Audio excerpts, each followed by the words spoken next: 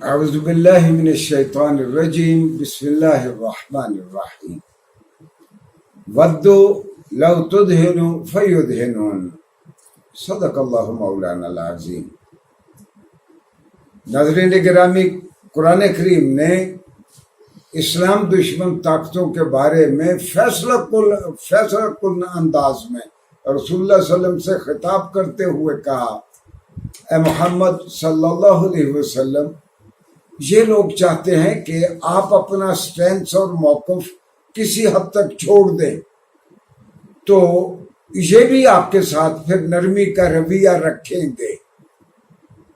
میں اس کی مثال یوں دیتا ہوں کہ رسول اللہ صلی اللہ علیہ وسلم نے تو جب یہ وحی آئی تو اس کے بعد مشرکین مکہ نے جناب رسول اللہ صلی اللہ علیہ وسلم سے کہا کہ ہم بھائی بند ہیں، ہم ایک دوسرے کے عزیز ہیں، کیوں ہم آپس میں لڑیں؟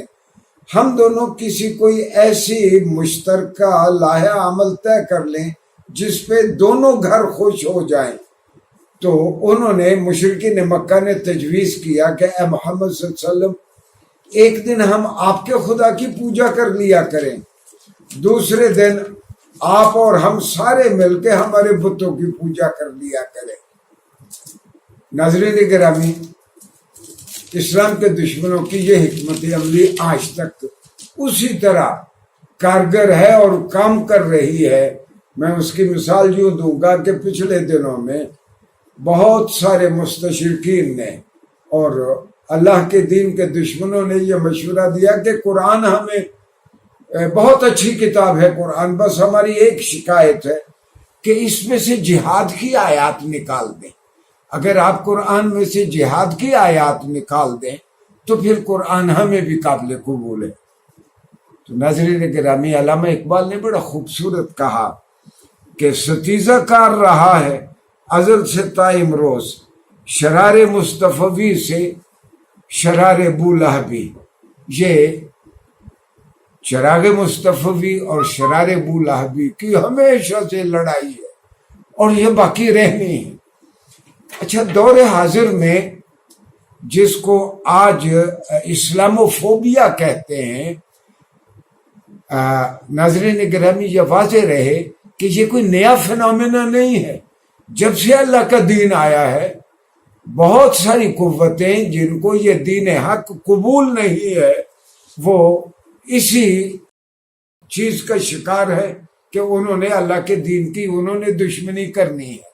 البتہ دور حاضر میں جسے آج ہم اسلاموفوبیا اور ہماری حکومتیں اسلاموفوبیا کہہ رہی ہیں، ہمارا آج موضوع وہ ہے، اور آج کے پروگرام میں مختصر لیکچر میں ہم اس کا تازہ ترین پس منظر، ماضی قریب کا پس منظر میں عرض کر دیتا ہوں کہ 1990 کی دہائی کے شروع میں جب رشیا ٹوٹ گیا، USSR ٹوٹ گیا اور کمیونزم کی موت واقع ہو گئی، تو مغرب کو اور یورپ کو اپنے لوکل ایجنڈے کے لیے ایک نیا دشمن درکار تھا۔ اپنے لوگوں کو متحد رکھنے کے لیے انہیں ایک نیا دشمن دنیا میں، ایک نیا دشمن امریکہ نے دکھانا تھا، یہ ہمارا دشمن ہے۔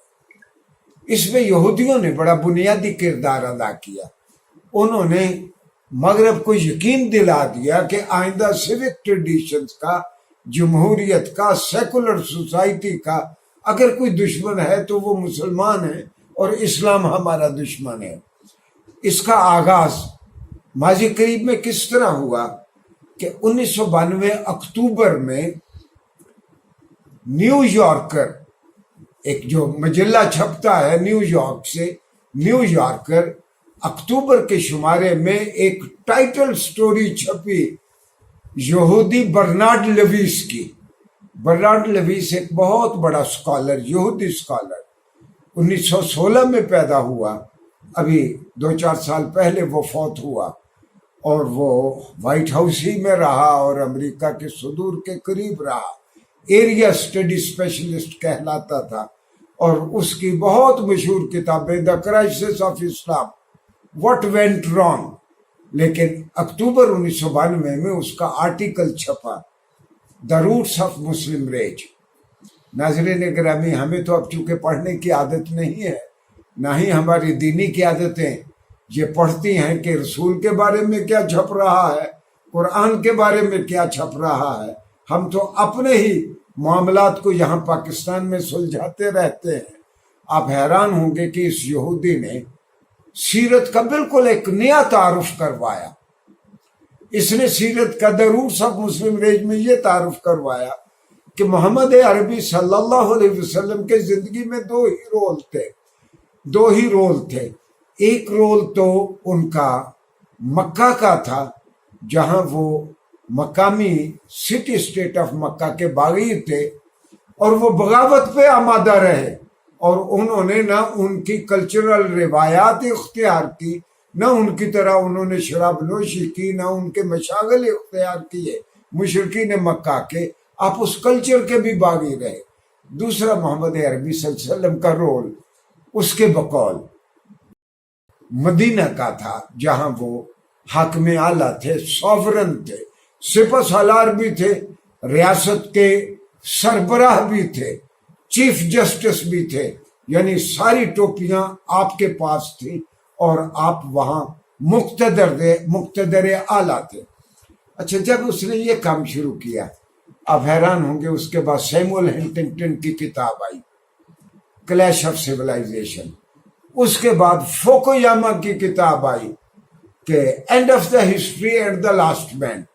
और फिर ये सिलसिला शुरू हो गया और फिर मगरब को हाहाकार मच गई मगरब में कि कहीं ये मुसलमानों की 57-58 रियासतें इकट्ठी ना हो जाएं तो फिर एक नया ब्लॉक ना बन जाए। हम इसका जायजा आइंदा लेक्चर में लेंगे। शुक्रिया जी।